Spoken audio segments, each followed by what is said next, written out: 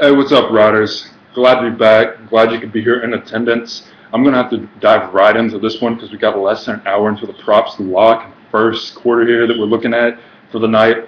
I just actually recorded a 10-minute video, was just wrapping it up after laying it all out, and YouTube went ahead and fucked up on me. So I'm just going to whip through this one. What I have to say is, Senators are a team to look at right now. Montreal Canadiens are playing very emotional. I think they really thought they'd go ahead and sweep this series, if not take it very easily. And it's not in hand for them. Senators, like I said before, are the dark horse team of this playoffs. Not a lot of people are going to be expecting them to move forward. Similarly, as I said before, just like the Phoenix Coyotes last year, you're going to be looking at a team that's going to probably get out of this first round. Even though I've got Canadians picked myself to advance, looking at how these teams have been matching up, Senators, they get my nod, especially in Game 3 at home. If you didn't catch that last game, Game 4, Game 3, if you didn't catch Game 3, go back on YouTube, look up some highlights. You got to find plenty of this shit. Now, the game was crazy. The third period alone was nothing but penalties. We had people bumping heads, glove sticks all over the place. I don't even think they had enough people on the ice to really consider it a game.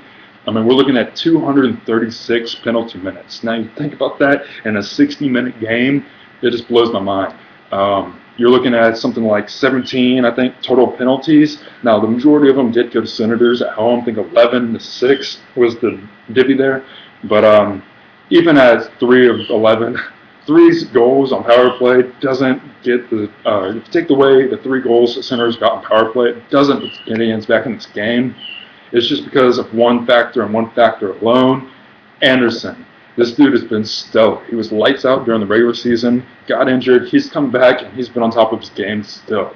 This is the goal you want to back in the playoffs. I wouldn't favor this guy at all until the Senators are out. And the way he's been playing, honestly, I can see them getting pretty deep. They can really just lock down. As they say, defense wins championships. Not so much the case in my next pick, but just to wrap this one up, I really think you got to take Anderson at home, backing his team up. He's at something like just over 99.4, I think. Was it 949? Almost 95% of the shots his way are being blocked. Dude only allowed 1 in the last game that was scored. I mean, really, if you looked at how the things were stacking up, I mean, you got Montreal also with their 6 power plays and Anderson just allowing 1. Like I said, Anderson's just the guy to go for. He's got the #1 save percentage in the postseason to back up and follow up whatever his #1 save percentage in the regular season. Price, on the other hand, he's really fallen off. If you played fantasy hockey this season, he's very expensive to have on your team, and it's because of his players. He himself, he's not the guy to back. He's looked real sloppy in the last 30 to 40 days. Much more magnified here in this series. The guy's really just kind of fucked up. Plus, he's on the road. Look for the Montreal Canadiens to be a little fighting mad when they get back home at a 2-game deficit to the Senators. Take the Senators if you don't feel like taking the second game, which I'll be taking. That's right. Again, I'll be taking the Pittsburgh Penguins on the road in New York. This is just a lopsided game, lopsided series at that. Nabokov has been roughed up by the Penguins to the tone of 477 goals allowed on average in this series alone by the Penguins. Penguins just popping the back of the net. Nothing he can do about it. His team's not helping him except for on offense. And honestly, Tavares can't carry this team on his shoulders much longer. You're also looking at something like an 83% save percentage. Not going to fly. I mean, Pittsburgh's been allowing goals too, except for in the first game where they shut out the Islanders. And that just goes to show that Pittsburgh can continue to perform on offense, and they really can step up and play defense, which Islanders have not demonstrated. And until they do, I wouldn't take them. I really don't think they will. I think that Penguins take this in 5 instead of the 6 I previously predicted.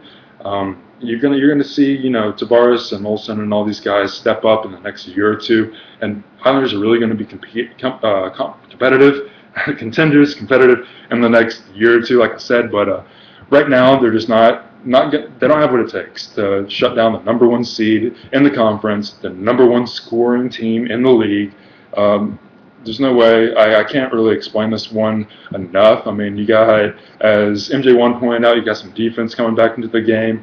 Likewise, you got your Crosby and your Malkin and your Dupree stepping up. No way that I would not take the Penguins in this one. I really think they'll win by 2. Senators, I think they'll win by 1. I'll say 3-2 in that one. Could be 4-2, 3-1. Anderson, I don't see him allowing more than 2 goals. And likewise, in this game, I don't see the Penguins allowing more than 3. I'll go ahead and say they allow 2, and they score 4 themselves. It's going to be a 2-goal victory, in my opinion, by the Penguins, and that's why I'm backing them over the Senators, just because I think it's just a wider gap in the talent there. If you don't feel like taking NHL, I don't blame you. There's some tough matchups. I mean, as you move further along in this thing, people are really going to be biting.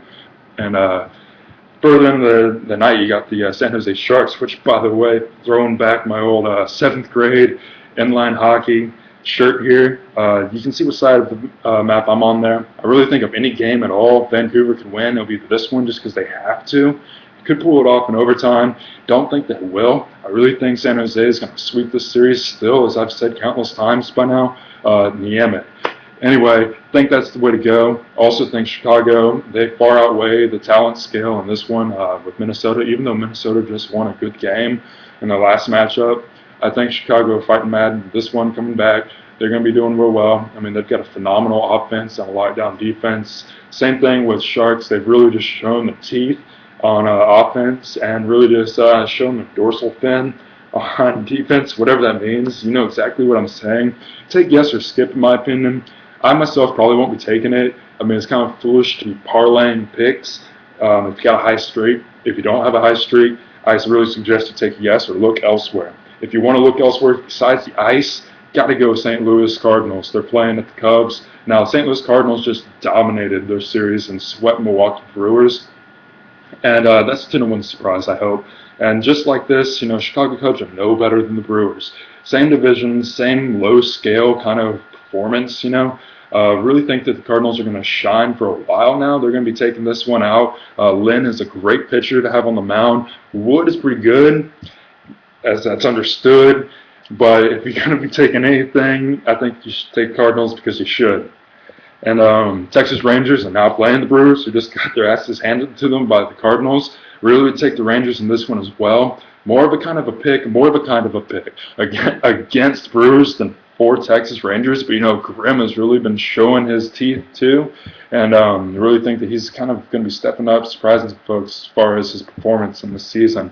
You got some NBA. I really would not pick against the Pacers, even though they have, kind of one of those strange props. Don't see the Knicks winning by very much. Really would take the Pacers 3-point margin. I think Knicks have to win this game if they're not going to get swept. But as I said before, Pacers are a far superior team. The fact that Knicks did not come out swinging and win Game 1 does not convince me that they're going to be contending for this Game 2 very much. I say very much because they could very well win, but I think Pacers keep the margin close enough to secure it with their 3 points. Again, I'm all about the hockey. NBA, I'm hit and miss. There's some other guys in the group, I'm talking about. He'll be able to fill you in a little bit more about this, but I would definitely take 3-point margin there. I'd also take Melo with the points scored. Just a numbers game there. Sheep agree with that one, and if anyone here disagrees with that one, I'd really like to know why. I can't figure it out. Moving on ahead, really think that the New York Yankees actually have a chance in Colorado. And, I've been back in the Colorado Rockies at home for a while now.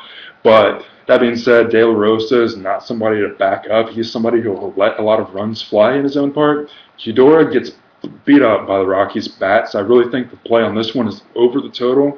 And I would just back the Yankees. I probably won't. I won't. But moving on ahead, just because I don't want this fucking thing to fuck me over again. The Memphis Grizzlies look pretty tough at Oklahoma. Would have a hard time fading them. I seriously think that this is a prop you don't want to pick at all. It's the prop of the day. It's all highlighted blue. I've never seen anything good come of picking that. Anyway, that's just all I'm going to say about this one. I got about half an hour before my prop locks itself, so I want to give you plenty of time to hear this, think about it, look into it yourself. Don't just take my word for it on any of these. This is something you can kind of, back up your own opinions, your own research, and say, oh, yeah, well, he agrees, and he doesn't, he's, who am I? Whatever. I hope to see you in the group. I'll be messing around on some of these boards for a while. My wife's going to be at work late. So I get to play. Anyways, love you guys. Be safe. I'm going to try to post one for tomorrow. Be on top of everything. Later.